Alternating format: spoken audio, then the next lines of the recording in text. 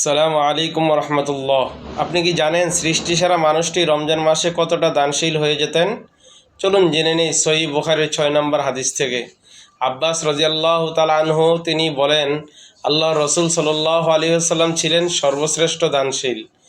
রমজানে তিনি আরও অধিক দানশীল হতেন। যখন জিবরিল আলাইহিস সালাম তার সঙ্গে সাক্ষাৎ করতেন, আর রমজানের প্রতি রাতেই জিবরিল আলাইহিস সালাম তার সাথে দেখা করতেন এবং তারা একে অপরকে কোরআন তেলাওয়াত করে শোনাতেন। নিশ্চয়ই আল্লাহ রসুল সাল্লাল্লাহু আলাইহি সাল্লাম রহমতের বায়ু অপেক্ষাও অধিক দানশীল ছিলেন। শিক্ষণীয় বিষয়: 1. রমজানে দান বৃদ্ধি। রসুল করিম সাল্লাল্লাহু আলাইহি সাল্লাম রমজানে সাধারণ সময়ের চেয়ে বেশি দান করতেন। 2. কোরআন তেলাওয়াত। রমজানে বেশি বেশি কোরআন চর্চা করা সুন্নাত। 3. উদারতা। নিজের সামর্থ্য অনুযায়ী মানুষকে সাহায্য করা। তাই আসুন এই বরকতময় সময়ে আমরাও রসুল করিম সাল্লাল্লাহু আলাইহি সাল্লামের মতো দানশীল হই এবং কোরআন চর্চা বাড়িয়ে দেই।